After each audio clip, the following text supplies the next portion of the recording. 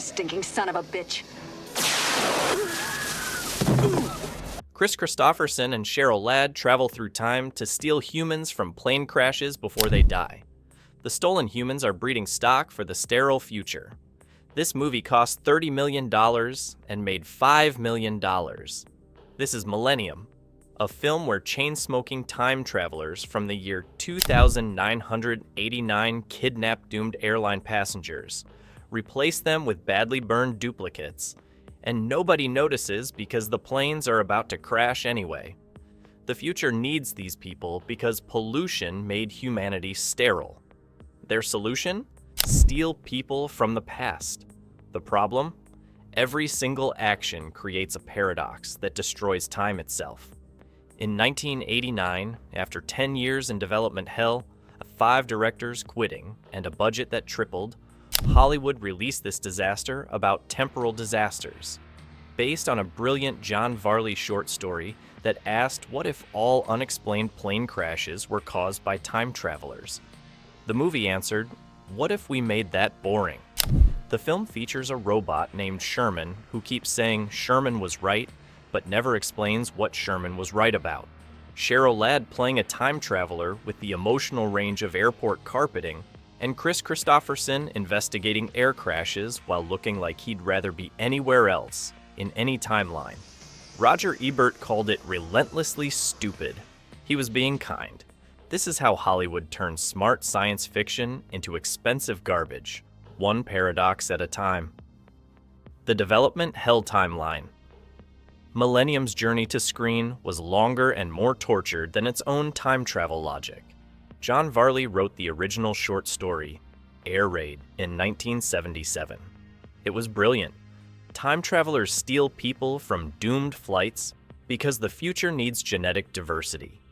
Clean, simple, terrifying. Hollywood read it and said, what if we made this complicated and stupid? The development began in 1979. Douglas Trumbull, effects wizard from 2001, was attached to direct. He quit. Richard Rush signed on. He quit. David Tohe wrote a script. Rejected. Varley wrote his own script. Then rewrote it. Then rewrote it again. Each version got worse because each version tried to explain more. By 1988, the project landed with Michael Anderson, director of Logan's Run. That was 1976. His recent work included Orca and a TV movie about gymnastics. Gladden Entertainment, a company nobody heard of, decided this was their tentpole film. Their first big production, also their last. The budget started at $10 million, reasonable for 1980. But 10 years of development, script revisions, director changes, and inflation bloated it to $30 million. For context, that same year, Dead Poets Society cost $16 million. Millennium cost twice as much as a Robin Williams drama to make time travel look boring. The time travel rules. That Don't Work Millennium has the most inconsistent time travel rules ever filmed. They break their own logic every 10 minutes, then explain why, which breaks it worse. The premise? Humans from 2098 travel to our present to steal people from planes about to crash. They replace them with pre-burned duplicates, so investigators find the right bodies. The stolen humans go to the future for breeding. Simple enough. Then the movie starts. The stunner weapon perfectly duplicates humans, but pre-burned. How? Never explained.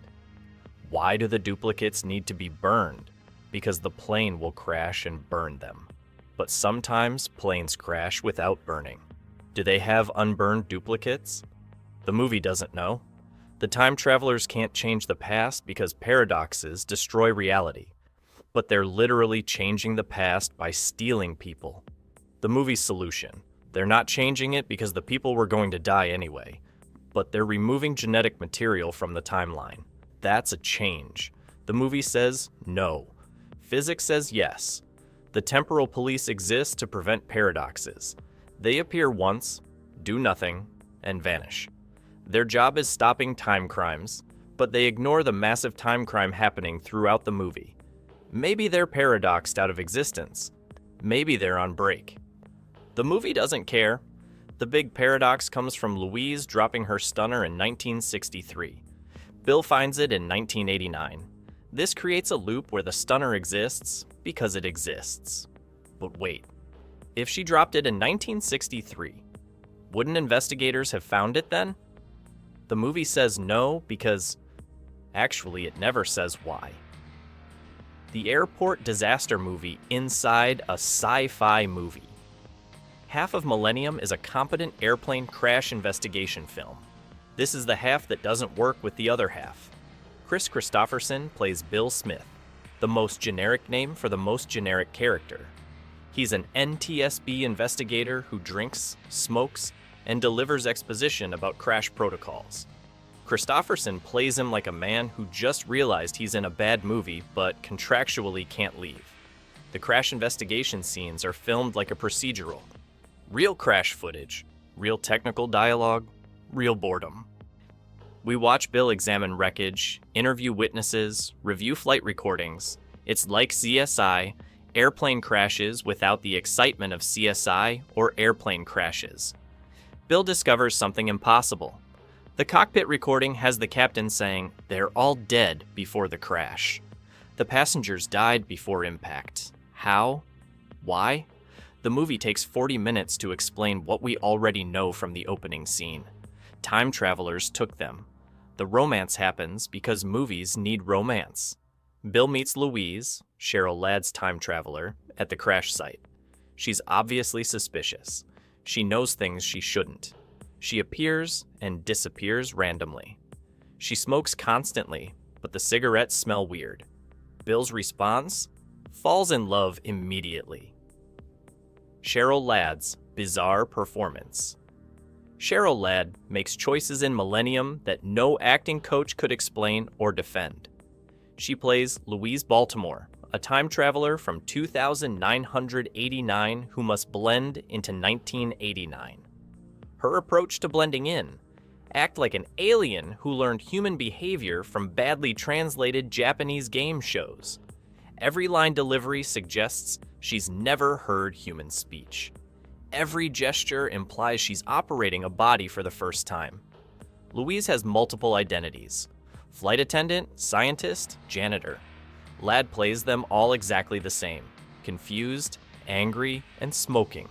The disguises are just costume changes.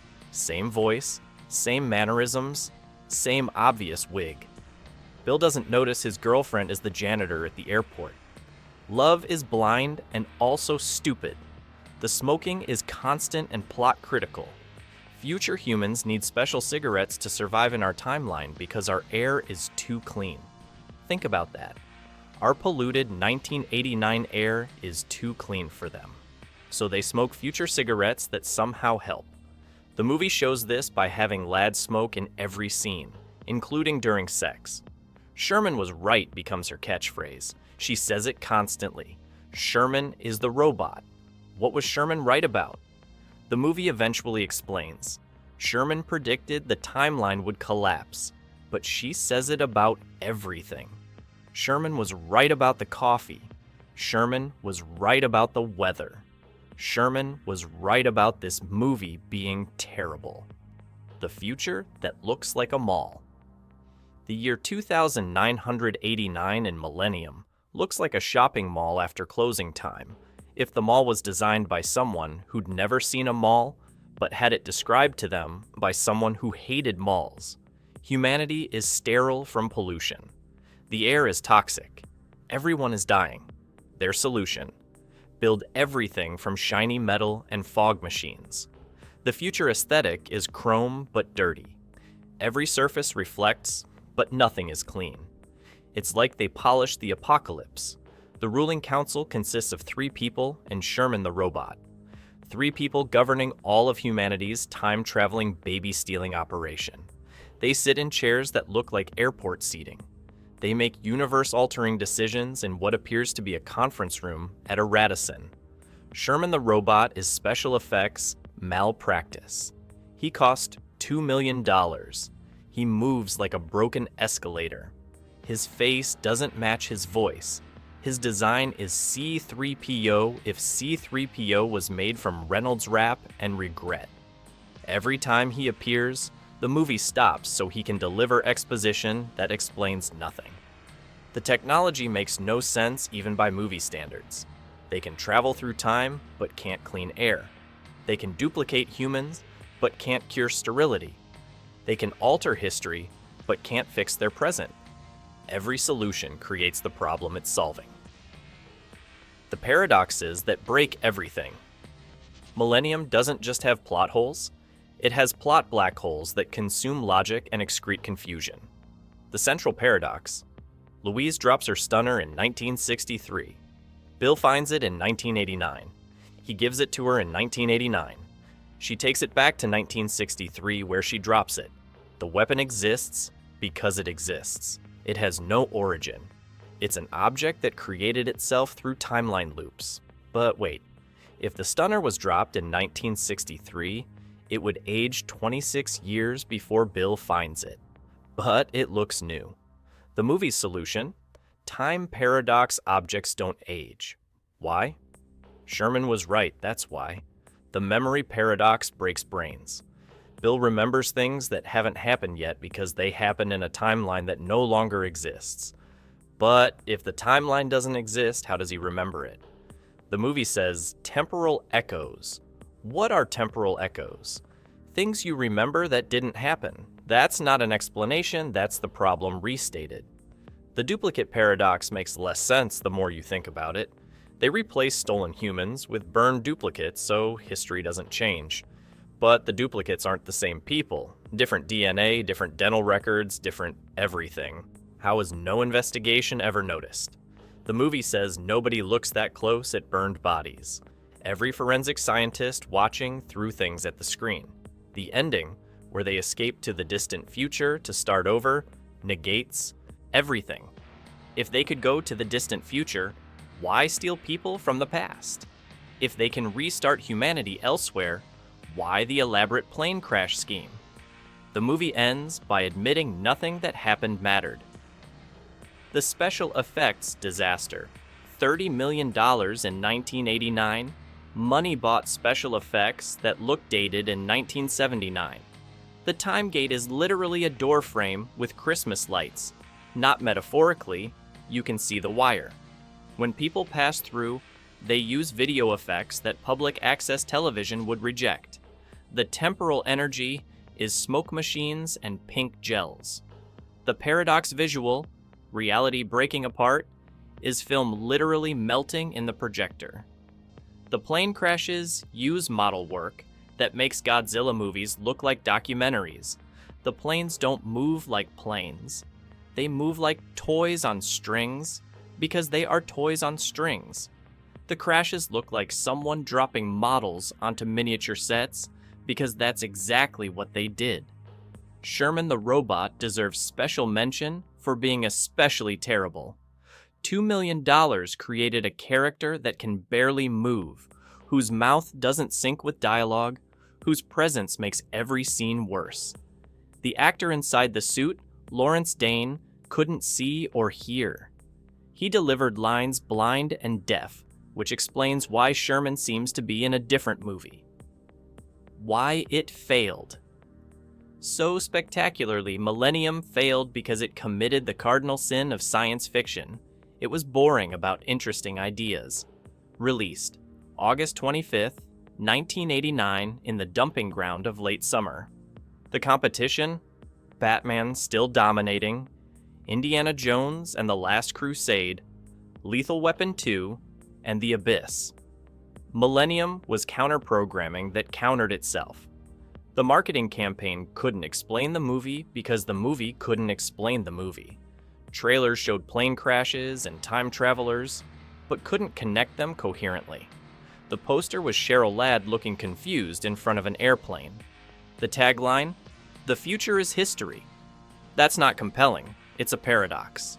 The PG-13 rating neutered what needed to be R. The original story had body horror, existential dread, and sexuality. The movie had Cheryl Ladd smoking and Chris Christopherson looking tired. You can't do Time War Apocalypse as family entertainment. Critics destroyed it. Roger Ebert, relentlessly stupid. Washington Post, impenetrable and boring. LA Times, makes no sense even by its own logic. The kind reviews called it ambitious but failed. The honest reviews called it garbage. Box office was a massacre. $5.8 million total on a $30 million budget. It opened at number 11, behind movies in their fifth week. Theater owners pulled it after 2 weeks. It disappeared faster than its time travelers. The brilliant story, buried inside.